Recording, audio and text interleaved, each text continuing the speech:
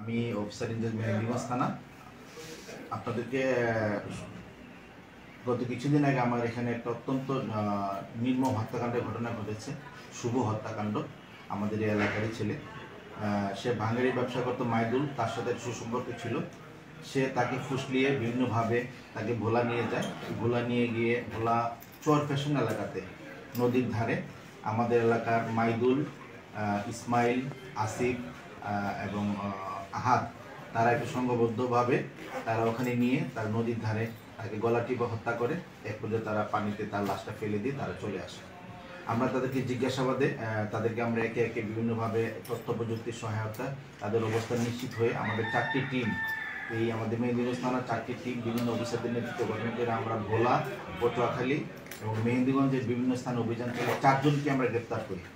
এই ঘটনায় একটা মামলা আমরা গ্রহণ করেছি। এই মামলা 4 জন এজাহার নামে আসামি আছে, তাদেরকে আমরা গ্রেপ্তার করি। গ্রেপ্তার করে বিজ্ঞ আদালত তাদেরকে প্রেরণ করার পর ইসমাইল পুরো ঘটনার দায় স্বীকার করে বিজ্ঞ আদালতে জবানবন্দি প্রদান করে এবং মাইদুলকে বিজ্ঞ আদালত 4 দিনের রিমান্ড প্রদান করে। আমরা রিমান্ডে তাকে নিয়ে আসব এবং এই নির্মম হত্যাকাণ্ড কোনোভাবেই আমরা এই মেহেন্দিগঞ্জের সমাজে যেন কোনোভাবেই না হয়, আসামিদের দৃষ্টান্ত শাস্তির যে ব্যবস্থা আছে বিজ্ঞ আদালতের মাধ্যমে আমরা তা নিশ্চিত করার জন্য বদ্ধপরিকর। শুভ নিখোঁজ কবে হয়েছে এবং তাকে নিখোঁজ হয়েছিল কিছুদিন আগে, তবে তার পরিবারের সাথে মাইদুলের একটা চেনা জানা এবং একটা সম্পর্ক ছিল। তারা অপেক্ষায় ছিল যে যেহেতু মাইদুল তাকে ফোনে জানিয়েছিল যে আমরা ভোলা আসছি, আমরা ফেরত চলে আসবো।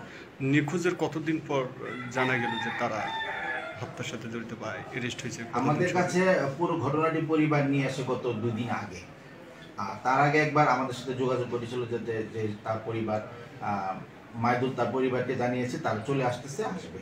তারা ভেবেছিল হয়তো বা গ্রামের মানুষ যে তারা মনে হয় আসলেই ফেরত আসবে, কিন্তু মাইদুল আর কোন যোগাযোগ না করায় পরিবার কিছুদিন অপেক্ষায় ছিল।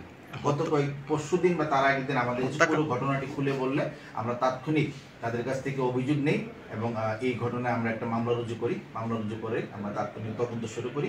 তদন্তের পুরো ঘটনাটি একদম এই নির্মম হত্যাকাণ্ডের পুরো ঘটনাটি আমরা উদ্ঘাটন করতে সমর্থ হয়েছি। হত্যাকাণ্ড মানে কত তারিখে হয়েছে এরকম? আমরা তাদেরকে জিজ্ঞাসাবাদ এবং তারা পুরো যে ঘটনা আমাদের কাছে স্বীকার করেছে 2/6/2024 তারিখ তারা এখান থেকে যাওয়ার পর ওই রাতেই, অর্থাৎ 2 তারিখ দিবাগত রাত অনুমান 3টার দিকে বা আড়াইটা 3টার দিকে হবে, 3 তারিখ তাকে চর ফ্যাশন এলাকাতে নিয়ে একসাথে যাইতো, বাঙ্গারি এলাকার সাথে যাইতো। যাওয়ার পরে বন্দুক খাওয়ার পরে তারপরে আমাদের 1 মাসের মতন, তারপরে হঠাৎ করে একদিন বলছে যে গাড়ি নষ্ট হয়ে গেছে, আব্বু গাড়ি ঠিক করতে আমারে বলে নেয় আর কি, যদি ওই আর আম্মারে বলছে গাড়ি ঠিক করতে ভোলা যাইতে হইবে।